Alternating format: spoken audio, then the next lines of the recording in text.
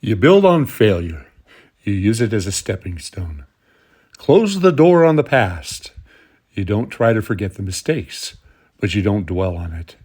You don't let it have any of your energy or any of your time or any of your space. Johnny Cash.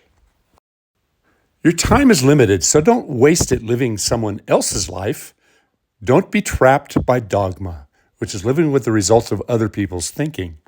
Don't let the noise of others' opinions drown out your own inner voice. And most important, have the courage to follow your heart and intuition. Steve Jobs. Know who I am, but for those of you who are new to this channel, my name is Blair Glenn, arborist Blair Glenn, and I have been a working arborist for over 51 years. I started my business in 1973 at age 19, and I'm 71 years old now. I'm still climbing, and I can say that I have seen a lot of changes in our industry. But my channel is really directed towards tree workers, tree climbers, but also people who just want to learn more about trees. Now, I don't show you a lot of big, nasty removals. There's a few of them. But the primary purpose of my channel is to teach you about what is a proper pruning cut, what is the right way to prune a tree, how to read a tree for defects, how to read a tree for areas that might need a little bit of weight reduction because they're overgrowing what is normal for that species. Now, there's so much to know in my craft. I have to understand the trees. I have to know which individual tree is known for, recognized for. Some trees, you know that they break. And some trees are really strong and they hardly ever break. Some trees are planted in the inappropriate environment. Maybe they came from a different part of the world and they've acclimated to a new environment and they grow abnormally large and they self-destruct. You have to know all of these things in this industry to really make proper decisions. So let's talk about redwood trees today. That's one of my favorite subjects. So let's go for a hike in the Redwood Forest. This particular forest is located between Highway 101 and Mendocino. There's a little highway called 168 out of Cloverdale. And it is an area that was extensively logged at one time. So almost all of the redwood trees that you see in here are second growth redwoods. And sadly, second growth redwoods constitute a huge portion of the redwood forest that we still have. See, back in the early 1900s and late 1800s, logging of the redwood trees was an enormous industry. And it was unbelievable, especially around the time of the great earthquake in San Francisco. That was 1906. And they needed to rebuild that city. So a lot of redwood was cut. And they went for the biggest, baddest, most beautiful trees because that was the tree that paid the best. You know, the old growth trees had the tightest grain. So I'm showing this little video here, and I'm kind of going into a tiny world, thinking about the expanses of what the redwood forest once was and what it is today.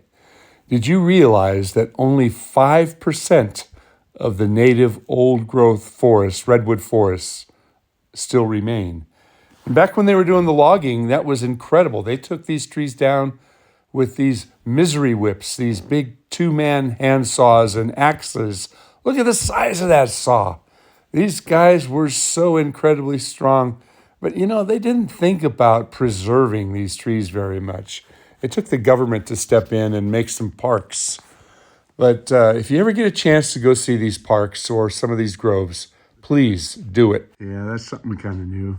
You know, I've never grown a beard, and I got RSV about 2 weeks ago, which is a nasty disease.